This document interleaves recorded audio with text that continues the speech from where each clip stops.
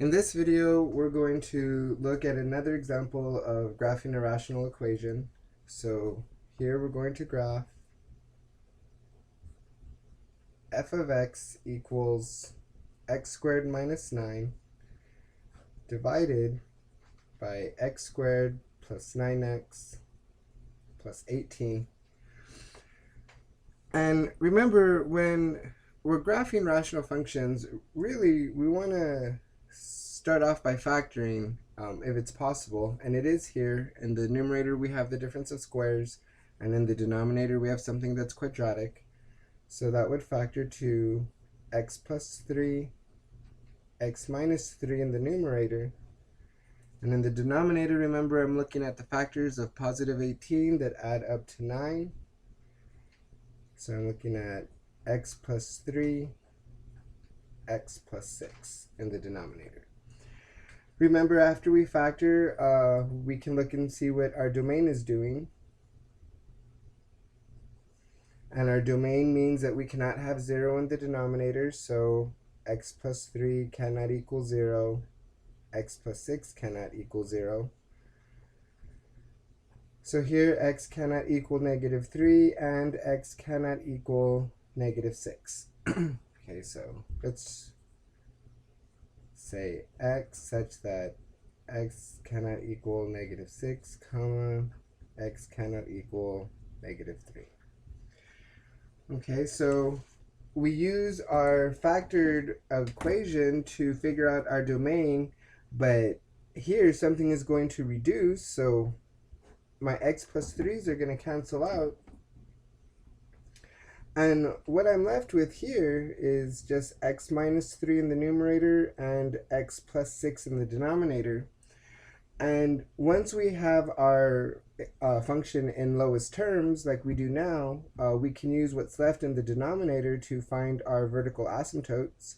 So my vertical asymptote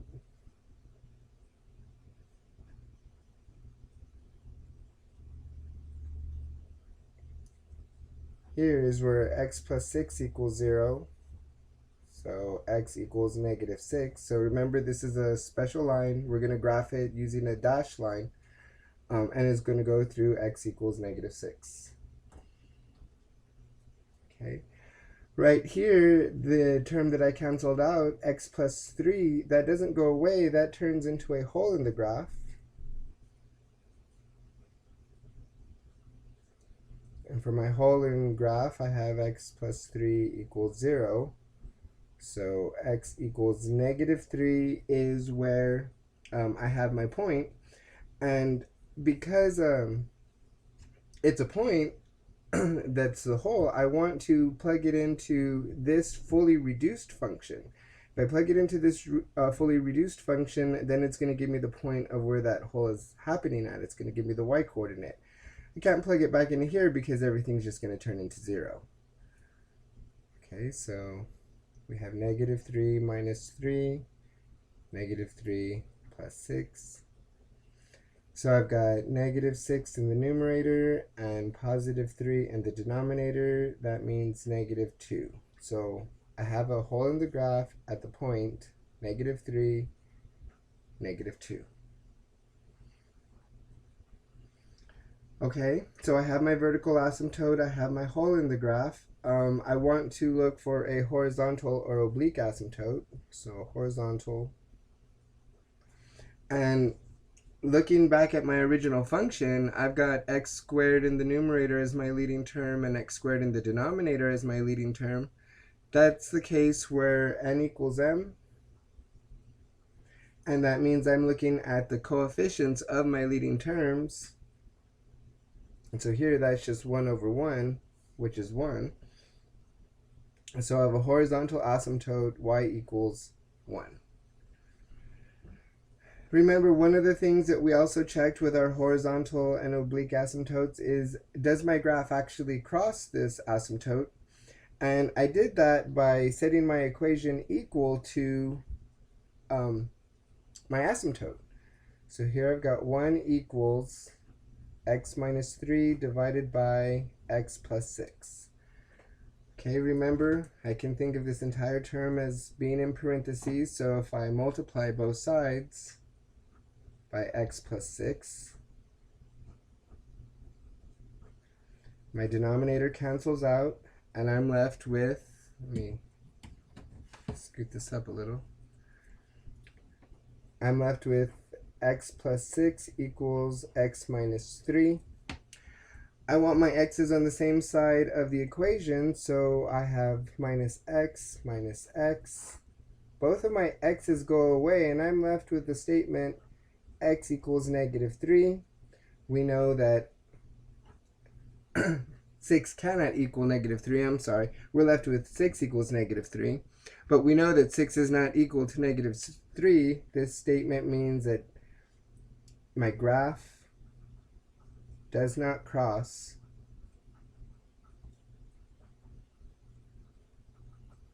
my horizontal asymptote.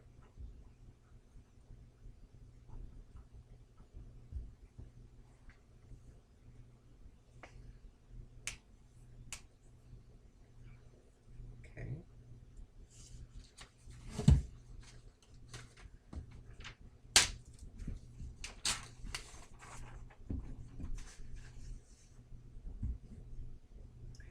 Another thing that I need to find is my x-intercepts. Okay, so for my x-intercepts, I'm looking at the function f of x equals x minus 3, x plus 6. I'm looking at the fully reduced version. And remember, for your x-intercepts, you only have to set your numerator equal to 0. So x minus 3 equals 0, x equals 3. So I have an x-intercept at the point 3, 0. Okay. Now, another thing I want to look for is my y-intercept. And for my y-intercept, I can plug in x equals 0.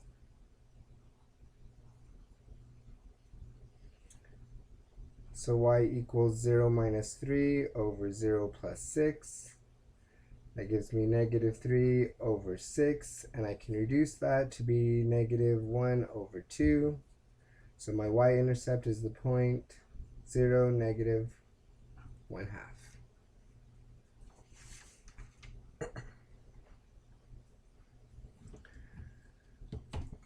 Okay. So let's kind of start sketching.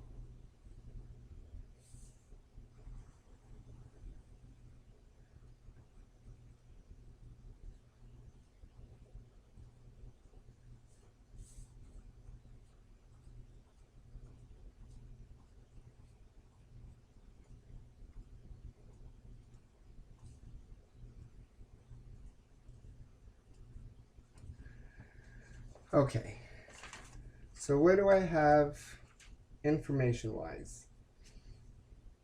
I know I have a vertical asymptote at x equals negative 6. So let me label these negative 1, negative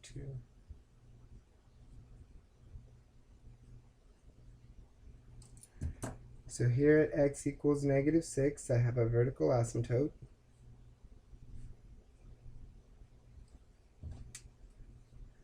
I also have a horizontal asymptote, the line y equals 1.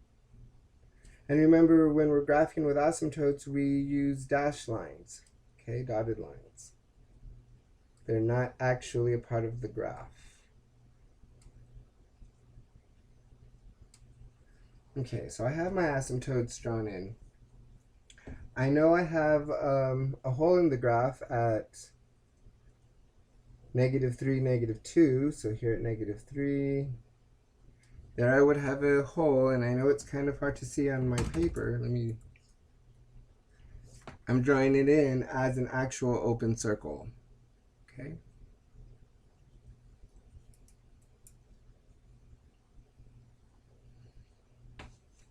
What else do we know? I know I am crossing the y-axis at the point 0, negative 1. So right here, not negative 1, I'm sorry, 0 and negative 1/2. My hole in the graph was negative 3, negative 2, just trying to label everything. And then the other piece of information that we found was my x-intercept. So got an x-intercept here at 3, 0.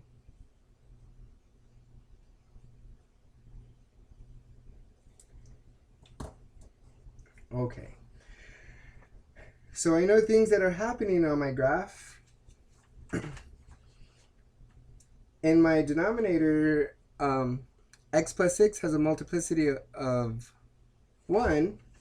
So that tells me along this asymptote, I'm going to go up in one direction and I'm going to go down in the other direction. So I need to figure out where that's happening.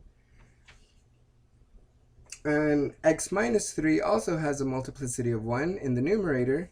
So that tells me that I am going to cross my x-axis right here at my x-intercept. I'm not touching and turning, I'm going to cross through. So I need to pick a couple of values to help me determine what the graph is actually doing. So I need to pick one on either side of this asymptote. And then I picked one over here on the opposite side of my x-intercept, over here at the very right. That way we could figure out what's happening there. So I picked negative 7. So I need to take negative 7 and plug it back into my function. I'm going to use my original unfactored equation.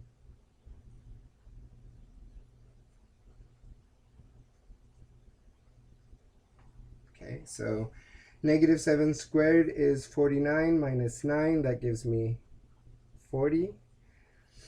And then negative 7 squared plus 9 times 7 plus 18 gives me 4. So I'm looking at the fraction 40 divided by 4. That reduces to 10. So here I am above the horizontal asymptote. Okay, so I'm over here. And I'm really high up over here. I don't even have a place to plot it on my graph. I'm so high up. So that tells me that my graph is doing something like this. I know I'm not going to cross that horizontal asymptote. And if I'm really high up right here, that means I'm going to keep going up. Okay? If I'm going up to positive infinity on this side of my horizontal, this side of my vertical asymptote, that tells me that I'm really going down to negative infinity on the opposite side of that asymptote. And it makes sense because I should be going down right here. I should have a really small number, and then I'm going to come up and cross through my hole in the graph, through the y-axis, through my x-intercept, and then I should be ending up somewhere along right here, along my horizontal asymptote. Okay, so let's check. Let's look at negative 5, and then let's look at positive 4. So f of negative 5, I'm expecting a negative number here. So I have negative 5 squared minus 9 divided by negative 5 squared plus 9 times negative 5 plus 18. Okay, so the numerator I have 25 minus 9, that gives me 16. Negative 5 squared plus 9 times negative 5 plus 18 is negative 2. 16 divided by negative 2 is negative 8. So here I am below my horizontal asymptote and my x-axis. Okay. So when I evaluate at 4, f of positive 4, I would expect to have a positive number, and I would expect it to be smaller than 1. Okay. So here I've got 4 squared minus 9 over 4 squared plus 9 times 4 plus 18. That's really 16 minus 9, so 7. And 4 squared plus 9 times 4 plus 18, excuse me, that gives me 70. 7 divided by 70 reduces to 1/10. It is a positive number. It is above the x and below the horizontal asymptote. Okay. So it confirmed what we were trying to reason out before we evaluated these numbers. So here I'm doing something like this.